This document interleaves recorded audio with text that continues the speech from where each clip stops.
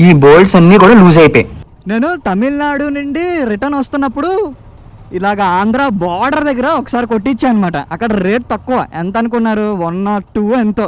ఈ లోపల ఇంకోటి ఉందన్నమాట హబ్, ఇది పోతే కనుక 3000 ఎంత అమ్మారు.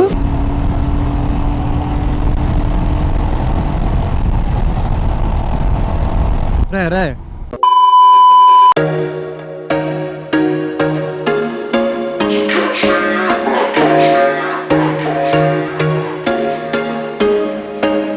హాయ్ ఫ్రెండ్స్, నమస్తే. This is Chakradhar Bezawada, back with an another interesting blog. Good morning from Vizag. ఇప్పుడు టైం వచ్చేసి 11 అవుతుంది అనమాట. నేను ఇప్పుడు ఇక్కడ నుండి సర్వీస్ సెంటర్ కి అయితే వెళ్తున్నాను అనమాట, రాయల్ ఎన్ఫీల్డ్ సర్వీస్ సెంటర్ కి. మనం మైసూర్ లో రోలాన్ బ్రాస్ చైన్ అయితే చేపించాను, గుర్తుందా మీకు? సో నా చైన్ పాడైపోయింది అనమాట. ఏది? స్టాక్ చైన్ రాయల్ ఎన్ఫీల్డ్ వాళ్ళు ఇచ్చింది. సో అది పాడైపోతే మళ్ళీ నేను ఇంకొక 3500 పెట్టి రోలాన్ బ్రాస్ చైన్ అని చెప్పి థర్డ్ పార్టీ అనమాట. సో కంపెనీది కాదు, ఛానల్లో అయితే ఉంటది, ఒకసారి ఎవరైనా చూడకపోతే చూడండి. బ్రాస్ చైన్ రస్ట్ అది పట్టదు, కొద్దిగా ఎక్కువ లాంగర్ లైఫ్ కూడా ఉంటది అది అని చెప్పి చాలా హ్యాపీ ఫీల్ అయ్యాను.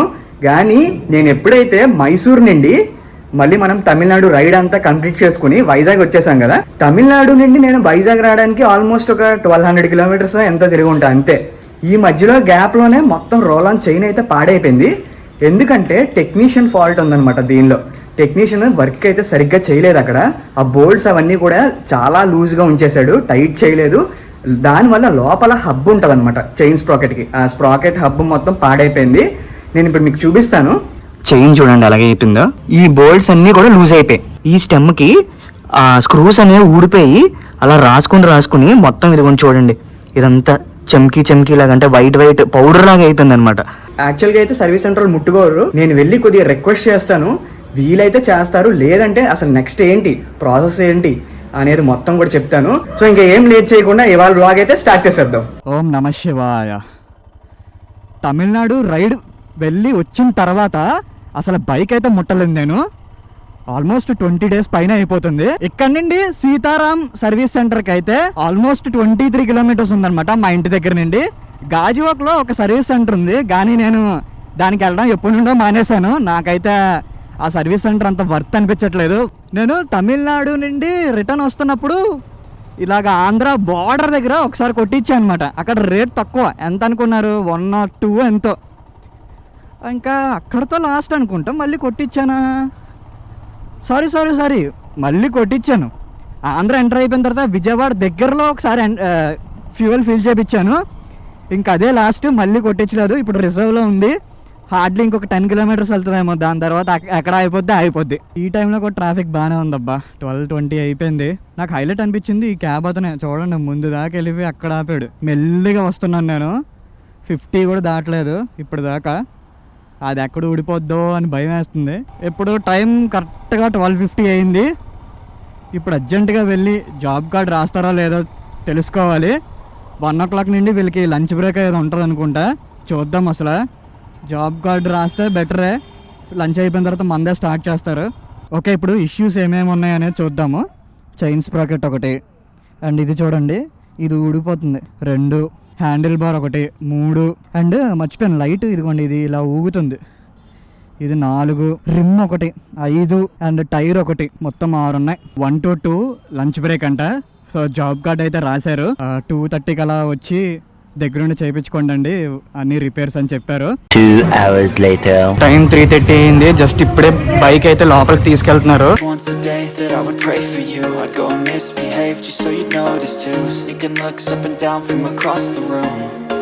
Damn, what a hell of a view. I feel good, you look great, I like you, I can't wait. A first time, a first date, you're so fine, I'm so late. You sip wine, I drink. మనం అక్కడ చేపించాం కదా, అక్కడ ఇవి tight చేయకుండా వదిలేశాడు, only ఇటు side tight చేశాడు అనమాట. సో దానివల్ల యాక్చువల్గా మొత్తం అంతా కూడా ఇలా లూజ్ అయిపోయింది. చూసారా ఎలా చేశాడు టెక్నీషియన్. అక్కడ చాలా పెద్ద హంగామా అయింది. ఈ లోపల ఇంకోటి ఉందన్నమాట హబ్, ఇది పోతే కనుక 3000 ఎంత అమ్మారు. సో ఇప్పుడు నేను సేఫే, అది జస్ట్ టైట్ చేసి చూస్తా అంటున్నారు. ఒకవేళ టైట్ చేసి ఓకే అంటే కనుక మనకి ఇష్యూ అయితే సాల్వ్ అయిపోయినట్టే. 6 ప్రాబ్లమ్స్ చెప్పాను కదా, ఓన్లీ ఒక ప్రాబ్లమే అయింది.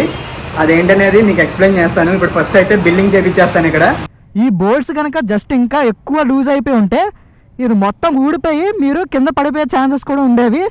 చాలా సేఫ్గానే వచ్చినట్టు అని చెప్పారు.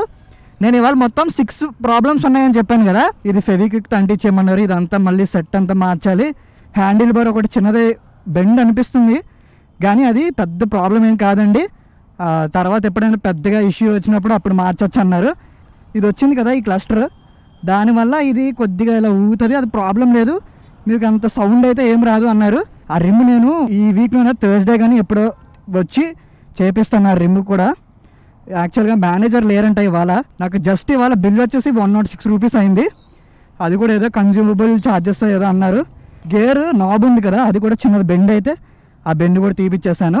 రిమ్ బెండ్ ఉండగా ఇప్పుడు నేను కొత్త టైర్ చేయించిన వేస్టే. కొత్త రిమ్ వేయించుకుని అప్పుడు కొత్త టైర్ కూడా వేయించుకుందాము. చైన్ స్ప్రాకెట్ ప్రాబ్లం లేదు కాబట్టి ప్రశాంతంగా హ్యాపీగా వెళ్ళిపోవచ్చు ఇంటికి.